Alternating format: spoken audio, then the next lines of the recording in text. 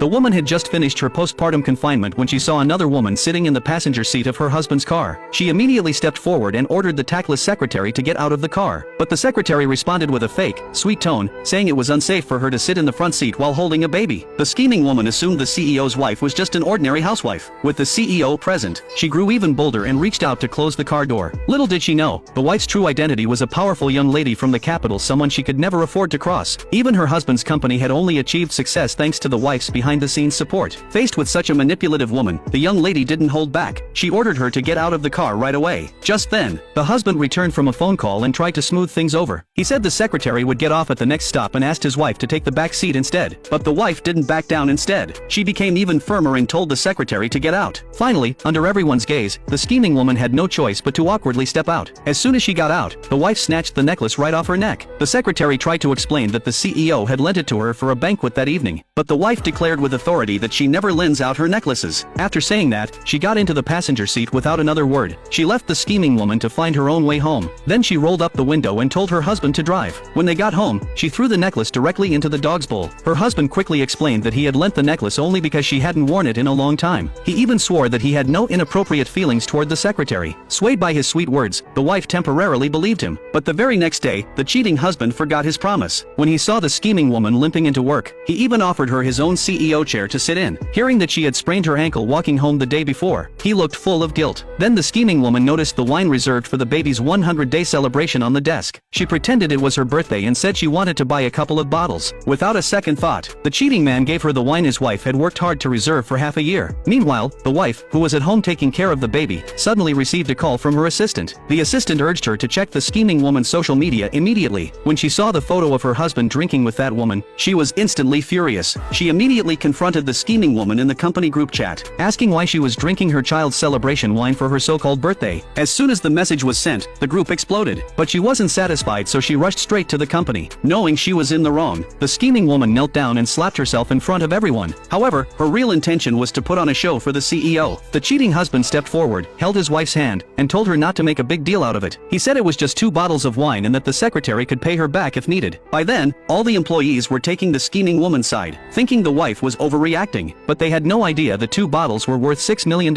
Not only that she had spent 6 months pulling strings to get them, since the scheming woman offered to pay for them, the wife had no choice but to show her the $6 million receipt. The scheming woman turned pale the moment she saw the price. There was no way she could afford to pay that much. Out of options, she had to turn to the CEO for help, but even he couldn't come up with that much money. He had no choice but to bring her along to apologize humbly to his wife. He claimed he had had too much to drink and took the photo without thinking, and begged his wife to let the secretary off the hook. Thinking of their 7 years of marriage, the wife finally agreed to give him one last chance, but she refused to let the manipulative woman stay at the company. The next day, she sent her assistant to fire the scheming woman on the spot. But just then, the scheming woman noticed the CEO passing by. Instead of getting angry, she immediately started acting. She pretended to be pitiful and bent down to pick up the termination letter from the floor. Sure enough, the CEO was instantly drawn over. When he heard his secretary was being fired, he actually blamed his wife for being petty and narrow-minded. Then, without hesitation, he took the scheming woman's hand and publicly announced that, due to his wife's abuse of authority, the manager position would now be given to the scheming woman. From now on, all personnel changes would require his approval. After that, he took the scheming woman straight home with him. As soon as they entered, he smashed the meal his wife was eating and flew into a rage. Worried the child would be frightened, the wife quickly asked the nanny to take the baby upstairs. She never imagined that in 7 years of marriage, her husband would dare to treat her like this for the first time. And he even brought his mistress home right in front of her. Yet even then, the cheating man refused to admit he had feelings for the scheming woman. He self-righteously asked his wife why she couldn't tolerate the secretary. Seeing her chance, the scheming woman pretended to be upset and held the CEO's arm. She said it was all her fault and tried to lead him away. This completely triggered the cheating man's protective instinct. He warned his wife on the spot that if she bullied the secretary again, he would divorce her. He declared he was moving out immediately to separate from her. In the following days, the scheming woman kept posting photos with the CEO to show off. Seeing all this, the wife decided she'd had enough. She immediately decided to reclaim her identity as the influential young lady from the capital. She ordered the withdrawal of all resources and connections supporting her husband's company. Then she signed the divestment documents. This meant his company would go completely bankrupt within 12 hours. At the same time, she had her staff draft divorce papers. She decided to finalize the divorce after the baby's 100-day banquet. On the day of the banquet, celebrities and elites gathered. Unexpectedly, the cheating man had the nerve to bring the secretary alone. They were followed by the scheming woman's ill-mannered rural parents. As soon as she arrived, the wife anxiously looked for her daughter. Hearing from the nanny that the cheating man was holding the child, she glanced over. She saw the scheming scheming woman pressing her hand against the baby's soft spot on the head. The wife immediately shouted at her to stop, but the other woman pretended to be startled and accidentally dropped the child. Fortunately, the wife dashed forward and caught the baby safely. She quickly handed the child to the nanny. Then she turned and slapped the scheming woman across the face. Even then, the cheating man still defended her, saying she just thought the baby was cute and wasn't as evil as his wife assumed. The wife had originally intended to spare him some dignity, but his behavior now completely disappointed her, so she publicly exposed all his and the scheming woman's recent actions. Instantly, all the guests were whispering, calling them a cheating scoundrel and a homewrecker. Finally, she decided to stop hiding her identity as the influential young lady from the capital. She was ready to make the wretched pair pay the heaviest price.